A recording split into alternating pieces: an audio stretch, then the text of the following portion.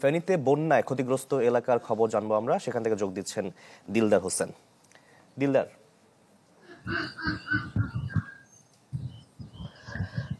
হ্যাঁ, এবারে বন্যায় ফেনীতে ব্যাপক ক্ষয়ক্ষতি হয়েছে। আমরা গত 8 তারিখ থেকে শুরু করে গতকাল পর্যন্ত বন্যা ক্ষতিগ্রস্ত এলাকা ফেনীর পরশুরাম, ফুলগাজী সহ সদর বিভিন্ন এলাকাগুলো ঘুরেছি এবং জেলা প্রশাসন এবং সংশ্লিষ্ট দপ্তরগুলো থেকে আমরা জানতে পেরেছি যে ফেনীর মুহুরী, কহুয়া, সিলোনিয়া বন্যা নিয়ন্ত্রণ বাঁধের এখন পর্যন্ত 41টি স্থানে ভেঙেছে এবং ভাঙনের নিরূপণের এবং তথ্য সংগ্রহ কাজ তারা পানি উন্নয়ন বোর্ড করছেন।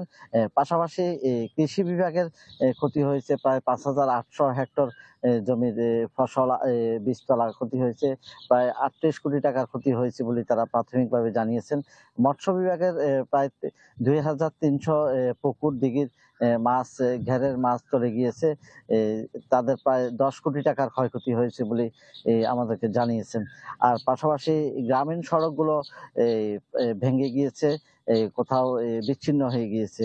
গ্রামীণ সড়কগুলো প্রায় 301 কিলোমিটার সড়ক ইতিমধ্যে তারা নির্ণয় করতে পেরেছেন। প্রায় 95 কোটি টাকার ক্ষতি হয়েছে বলে জানিয়েছেন। তবে সব মিলিয়ে কিন্তু যে পরিমাণ ক্ষতি হয়েছে সে বিষয়গুলা জেলা প্রশাসন, উপজেলা প্রশাসন সহ ঊর্ধ্বতন কর্মকর্তাদেরকে জানিয়েছেন বলে আমাদেরকে সংশ্লিষ্ট বিভাগ থেকে জানিয়েছেন। পাশাপাশি পরশুরাম, ফুলগাজী উপজেলার যে ঘরবাড়ি রয়েছে, কাঁচা ঘরবাড়ি প্রায় 100টি ঘরবাড়ি ক্ষতি হয়েছে বলে 2 উপজেলা নির্বাহী অফিসার জেলা প্রশাসনের মাধ্যমে আমাদেরকে জানিয়েছেন। এই ঘরবাড়িগুলা তৈরি করার বিষয়ে তারা চিন্তা ভাবনা করেছেন।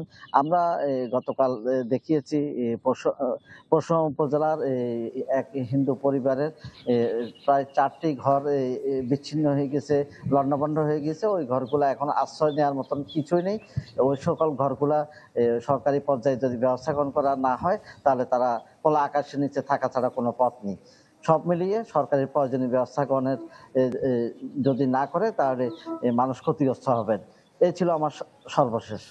দিলদার, আপনাকে ধন্যবাদ আমাদের সঙ্গে যুক্ত হওয়ার জন্য। দর্শক, ফেনীতে বন্যায় ক্ষতিগ্রস্ত এলাকার খবর জানাচ্ছিলেন দিলদার হোসেন। দর্শক, যেমনটা বলছিলাম, কুষ্টিয়ায় ভাঙছে পদ্মা, আতঙ্কে রয়েছেন নদীপাড়ের মানুষ। আরো খবর জানাতে যোগ দিয়েছেন শরীফ বিশ্বাস। শরীফ, বর্তমান পরিস্থিতি কেমন দেখছেন, সবকিছু মিলে আমাদের জানাবেন।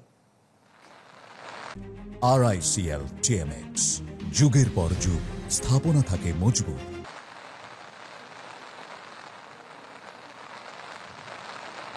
শাকিল, বর্তমান পরিস্থিতি আসলে খুব একটা যে ভালো বলা যাচ্ছে না, কারণ হচ্ছে পদ্মা এই মুহূর্তে কিন্তু আগ্রাসী রূপ নিয়েছে এবং আমরা দেখেছি প্রতি বছর যখন নদীর পানি বাড়ে এবং যখন নামতে শুরু করে তখন কিন্তু ব্যাপক আকারে ভাঙন শুরু হয়।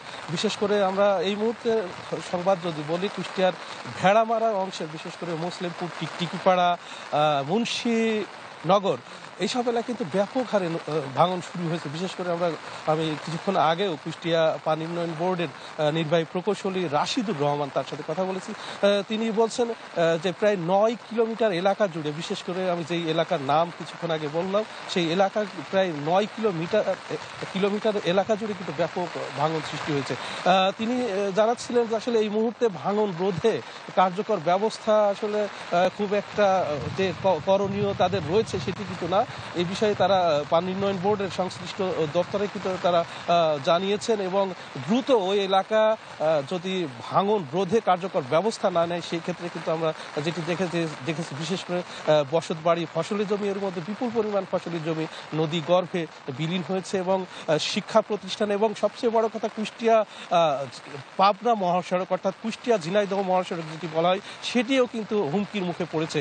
আর একটি বিষয় আমরা দেখেছি, আরেকটি ভালো খবর যেটি হচ্ছে বিশেষ করে সাহেবনগর তালবাড়ি অংশের প্রায় 9 কিলোমিটার, প্রায় 11 কিলোমিটার আমরা দেখেছি যে ভাঙন রোধে স্থায়ী বাঁধ নির্মাণ কাজ শুরু করেছে। প্রায় 1400 কোটি টাকা ব্যয়ে সে কাজ কিন্তু চলমান রয়েছে।